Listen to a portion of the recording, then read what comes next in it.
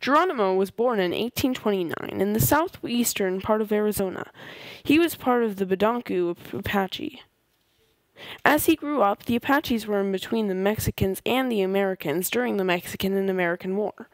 This war raged from 1846 to 1848. The Treaty of Guadalupe Hidalgo ended the war on February 2nd, 1848. Out of that treaty, the United States acquired most of what is now the American Southwest. These moves brought into existence a borderline that separated the United States from the Republic of Mexico.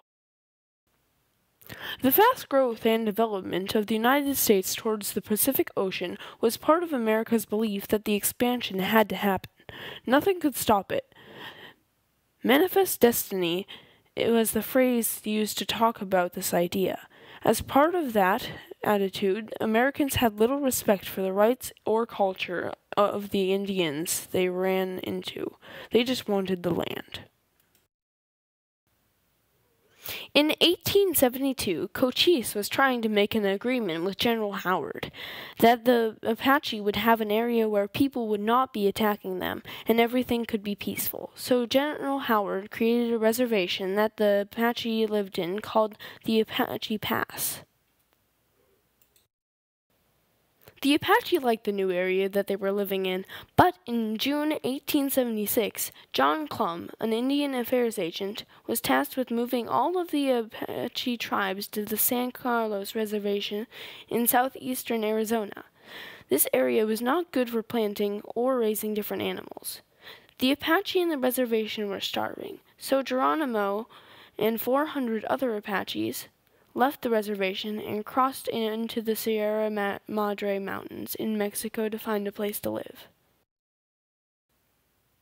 John Clum sent cavalry units who were to bring them all back to the reservation, but they could not find them.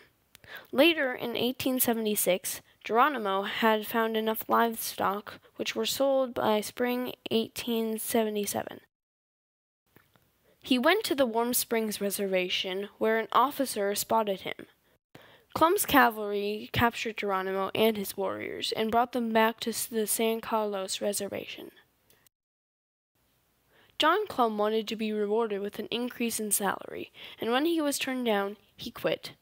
Geronimo was set free afterwards, but things were still miserable at San Carlos, and in 1881, he and many others fled back to the Sierra Madre. General George Crook was assigned to San Carlos in 1882, and he, along with a few Apaches, went to Mexico to try and find them again, and they found the base camp, and Geronimo and his men watched them from a distance. Geronimo had predicted that the U.S. would come that day and take the base camp. His men were tired, so they came down and met with General Crook. Geronimo made some demands for his people, such as how they would be fed and the supply of blankets and a number of other things. The general agreed, but Geronimo said he would be gone for 2 moons or 2 months, getting the other Apaches who were scattered around.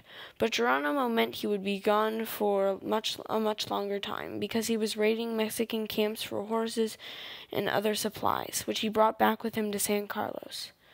Geronimo had ended his days as a renegade and lived to be well into his 80s.